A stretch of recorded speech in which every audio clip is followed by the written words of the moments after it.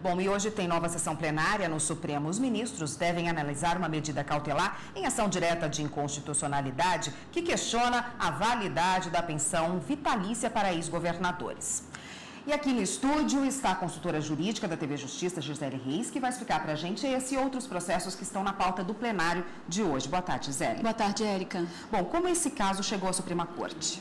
Bom, o Conselho Federal da Ordem dos Advogados do Brasil é que ajuizou essa ação direta de inconstitucionalidade, e aí tem esse pedido de liminar, contra a Constituição, contra o que dispõe a Constituição do Estado do Pará.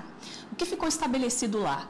Que aqueles que tiverem exercido, o cargo de governador, e que, ainda que não estejam mais no cargo, eles teriam direito a um benefício, e esse benefício a Constituição estadual prevê como um subsídio.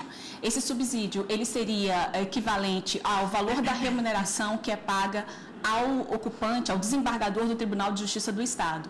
Então, o que a OAB questiona é exatamente esse benefício, esse direito a essa pensão vitalícia que foi instituída na Constituição do Estado do Pará.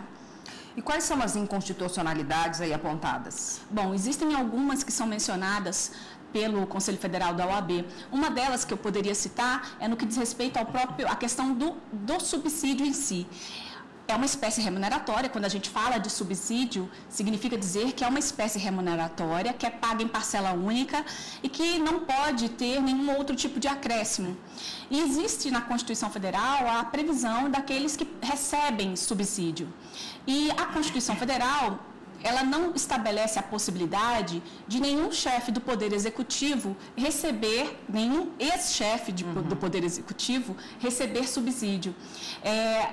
O recebimento desse tipo de parcela de remuneração, ele estaria vinculado ao efetivo exercício de um cargo público.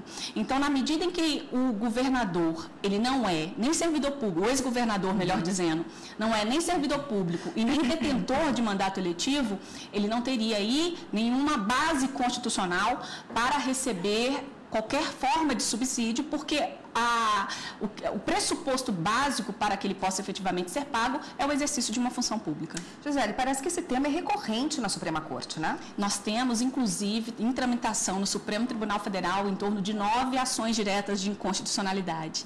Então, dentre os estados que prevêem essa mesma garantia a ex-governadores, nós temos aí o Acre, o Mato Grosso, a Paraíba, o Paraná, Piauí, Rio de Janeiro. Então, o Supremo Tribunal Federal, ao decidir essa situação em relação à Constituição do Estado do Pará, certamente irá também delinear, provavelmente, como serão os próximos julgamentos em relação a todas essas ações diretas de inconstitucionalidade que também estão em tramitação na Suprema Corte. Hoje o Supremo deve também analisar o pedido de modulação dos efeitos de uma decisão do próprio plenário do STF. E a consultora jurídica da TV Justiça, Gisele Reis, vai explicar para a gente também esse assunto. Gisele, começa explicando o que é modulação de efeitos. Quando se fala em modulação de efeitos, é para se referir à eficácia temporal das decisões proferidas pelo Supremo Tribunal Federal. Em outras palavras, a partir de quando aquela decisão que o Supremo Tribunal Federal acabou proferindo, vai efetivamente produzir efeitos. A lei que regula o processamento e o julgamento das ações diretas de inconstitucionalidade, ela estabelece que a regra geral é de que, uma vez proferida, uma vez o Supremo Tribunal Federal declarando a inconstitucionalidade de um dispositivo, aquela lei, ela é inconstitucional desde o momento em que ela foi editada. Então, aquela decisão do Supremo, ela acaba retroagindo a data da edição do ato legislativo. E o que se tem quando eu estou diante de uma modulação dos efeitos? É uma possibilidade que a própria legislação estabelece de que, ao invés desses efeitos serem retroativos, eles serem futuros. Então, o Supremo ele pode dar uma eficácia pró-futuro em relação às decisões por ele proferidas. Porque se ele não fizer essa modulação, vai valer a regra de que aquele dispositivo é inconstitucional desde a época de sua edição. Então, por razões de segurança jurídica e de interesse público relevante, desde que, no mínimo, se tenha 8 ministros votando nesse mesmo sentido, é possível que o plenário do Supremo Tribunal Federal estabeleça um momento diferente para que aquela decisão por ele proferida passe efetivamente a produzir efeitos. Bom, e o Supremo já julgou ações que questionavam aí os precatórios, né? O que ficou decidido? Esse pedido de modulação, ele realmente está sendo feito dentro das ações diretas de inconstitucionalidade, é uma questão de ordem na ação, em duas ações diretas de inconstitucionalidade. Elas tratam dos precatórios. O Supremo Tribunal Federal declarou parcialmente inconstitucional a emenda constitucional 62 de 2009. Essa emenda constitucional, ela trouxe uma revolução no sistema de precatórios.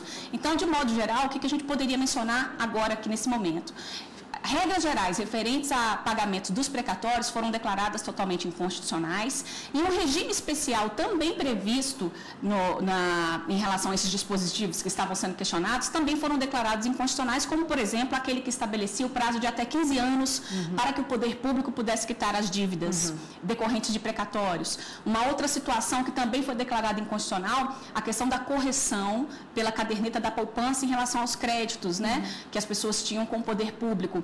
Os leilões reversos também foi outro ponto declarado inconstitucional, que era aquela possibilidade que o poder público tinha de pagar primeiro aquele credor que dava maior desconto em relação ao seu crédito. Então, esses dispositivos foram todos analisados e o Supremo, então, ele já analisou essa questão da inconstitucionalidade do precatório. O que ficou faltando foi exatamente essa questão da modulação e é por isso que o processo, esses dois processos estão na pauta de hoje, exatamente para tratar dessa questão da eficácia. Bom, em relação a esse feito, quantos votos já foram proferidos e em que sentido? Bom, o ministro Luiz Fux, ele já se manifestou no sentido de que esse sistema, né, essa sistemática atual, ela continue vigorando por mais 5 anos. 5 anos a partir da data em que o Supremo Tribunal Federal declarou a inconstitucionalidade.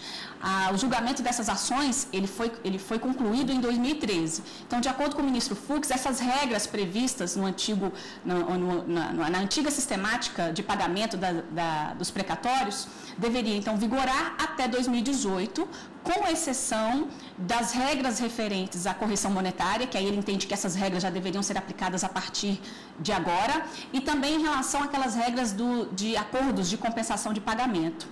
Além do ministro Fux, houve também o voto do ministro Luiz Roberto Barroso, que acabou aí acompanhando o ministro Fux nessa questão da modulação dos efeitos. Logo depois do voto do ministro Luiz Roberto Barroso, houve um pedido de vista do ministro Dias Toffoli e agora o julgamento, né, dessa questão de ordem deve ser retomado com a apresentação do voto vista do ministro Dias Toffoli. E, Gisele, qual é a preocupação dos estados e municípios com esse assunto, com os precatórios? A grande preocupação é exatamente da conta de pagar.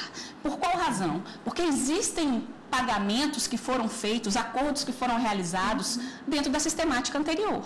Se a decisão do Supremo Tribunal Federal passa a ter validade a partir do momento em que houve aquela declaração em 2013, os estados argumentam que não têm condições de suportar todos os efeitos decorrentes dessa declaração, os efeitos financeiros, e aí todo o erário público estaria totalmente prejudicado. Então, esse pedido de modulação dos efeitos é um pedido que parte, basicamente, de um interesse das unidades federativas, no sentido de que a decisão do Supremo Tribunal Federal tenha eficácia somente após o julgamento dessa questão de ordem. Essa é a expectativa dos estados e dos municípios. Tá ótimo, Gisele, obrigada pela sua participação aqui, pelo esclarecimento em relação aos processos de hoje e até a semana que vem. Até.